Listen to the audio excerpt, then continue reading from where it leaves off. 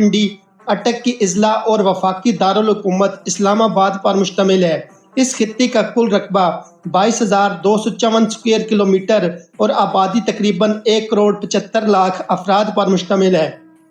दोस्तों, तकरीबन 12.5 लाख साल पहले पोठवार में सवानी तहजीब के आसार मिलते हैं। तकरीबन 2000 साल पहले ये खित्ता वादी सिंध की तहजीब का गहवारा था। यहाँ से दरियाफ्त होने वाले मुख्तलिफ ढांचे और औजार 5 से 10 लाख साल पुरानी तारीख रखते हैं। 3000 कबल मसीह में यहाँ पर मुख्तलिफ छोटी छोटी दई आबादियाँ मौजूद थीं। इस खित्ते की जदीद तारीख की बात करें तो 16वीं सदी ईस्वी में पोठवार गखड़ों के ज़ेरे कब्जा था। गखड़ सरदार सारंग खान ने शेर शाह सूरी के मुकाबले में मुगलों का साथ दिया था और मैदान जंग में शेर शाह सूरी के बड़े बेटे इस्लाम खान के बड़े लश्कर से बेजिगरी से लड़ता हुआ अपने 16 बेटों की हमरा अपनी मिट्टी पर कुर्बान हो गया। पोठवार के इस जरी सिपा सलार की कब्र आज भी किला रवात के सैन में मरकज़े निगाह है। खित्ता पोठवार मशरक से मरी के करीब दरियाए सवां से शुरू होकर मगरब में काला बाग के मकाम पर दरियाए सिंध के पास जाकर ख़त्म होता है। ये वही मकाम है जहाँ पर दरियाए सवां दरियाए सिंध के साथ मिल जाता है और इसी जगह काला बाग डैम भी बनना था। दरियाए सिंध के किनारे अटक का किला, जिसने खित्ता पोठवार को कई बैरूनी हमला आवरों से बचाया, एक अजीम और अनोखा शाहकार है। इस किले को शहनशाह अकबर ने तामीर करवाया था, जिसकी तामीर का बुनियादी मकसद दरियाए सिंध से बैरूनी हमला आवरों की गुजरगाह पर नजर रखना था। ये किला बाद में कई हुक्मरानों की आमाजगाह रहा। टेक्सला, जिसे टेक्सला भी कहा जाता है, ये कदीम खित्ता पोठवार की तारीख के लिहाज से एक अहम पहचान रखता है। टेक्सला की तहजीब तकरीबन 700 कबल मसीह की है। टेक्सला की इस सरजमीन पर चंद्रगीत मौर्य ने एक अजीम शान सल्तनत की बुनियाद रखी थी। यहीं जोलियां के मकाम पर उस कदीम तरीन यूनिवर्सिटी के आसार भी मौजूद हैं, जहाँ पर ज़माना कदीम में दुनिया भर से लोग इल्म की प्यास बुझाने आते थे। दुनिया में संस्कृत जुबान का अवलीन ग्रामर नवीस पानीनी भी इसी दरसगाह में पढ़ाता था। मारूफ दानिशवर चांकिया का ताल्लुक भी इसी यूनिवर्सिटी से था।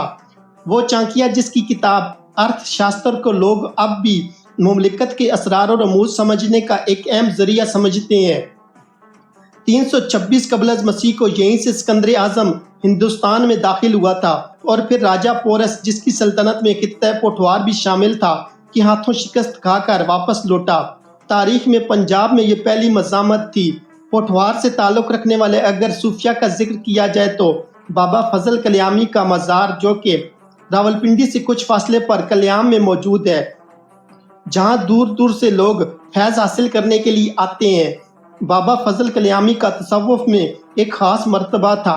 गोलड़ा के पीर मेर अली शाह, जिन्होंने फितना कादियानियत का खात्मा किया, वो भी बाबा फजल कल्यामी के मोतक़िद थे। रावलपिंडी के साथ ही गोलड़ा शरीफ के मुकाम पर पीर मेर अली शाह का दरबार मौजूद है। आपके इल्म से एक दुनिया मुतासिर थी। अल्लामा इकबाल रहमतुल्लाह अलैह भी इल्मी रहनुमाई के लिए आपसे रुजू करते थे। इस तरह इस्लामाबाद में बरी इमाम का मज़ार भी अकीदतमंदों का मरकज़ है। मारगला का पहाड़ी सिलसिला भी इस्लामाबाद से मुंसलिक है। कदीम दौर से ही ये पहाड़ी सिलसिला कुदरती चश्मों, झीलों और खूबसूरत सरसब्ज पहाड़ियों पर मुश्तमिल है। रावल डैम भी इस्लामाबाद में वाक़या है, जो कि खानपुर डैम के बाद रावलपिंडी और इस्लामाबाद के शहरों को पानी फराहम करने का एक अहम जरिया है। कोहिस्तान नमक एक पहाड़ी सिलसिला है जो दरियाए जेहलम से दरियाए सिंध के दरमियान फैला हुआ है। इसमें खेवड़ा और काला बाग सॉल्ट रेंज शामिल है। इस पहाड़ी सिलसिले में कोयला भी मौजूद है। स्केसर और टिल्ला जोगियां इस सिलसिले की ऊंची चोटियां हैं। कलर कहार झील चकवाल कलर कहार के मकाम पर मौजूद है। खेवड़ा नमक की कान पाकिस्तान की सबसे बड़ी और दुनिया की दूसरी नमक की कान है। इस कान को देखने के लिए सालाना 3 लाख के करीब सयाह आते हैं। पोठवार में कदम कदम पर तारीख के खजाने मिलते हैं।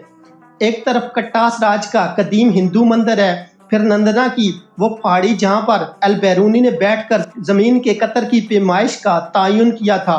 चकवाल में सिखों का कदीम खालसा स्कूल अब भी माजी की याद दिलाता है। पोठवार में दरेक, कीकर, बेरी, फलाई, टाली, शहतूत, पीपल और बोड़ के दरख्तों की कसरत है।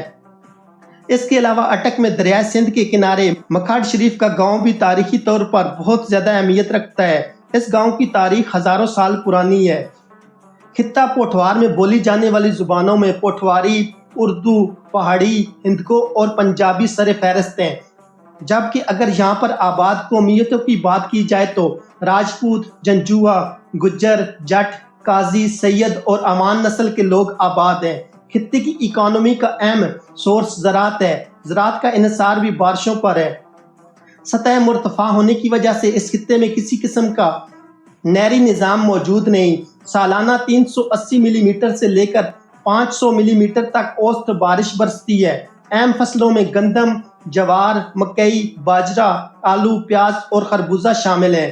اس خطے سے تیل اور گیس کے ذخائر بھی دریافت ہو چکے ہیں، جو کہ اٹک میں 1915 کھوڑ کے مقام پر اور 1935 کو ڈولیاں کے مقام پر دریافت کیے گئے۔ اس کے علاوہ جیلم اور چکوال سے بھی تیل اور گیس کے ذخائر دریافت ہو چکے ہیں۔ دوستو، آج کی میری یہ ویڈیو خطہ پوٹھوار کے بارے میں تھی۔ امید ہے کہ آپ کو یہ ویڈیو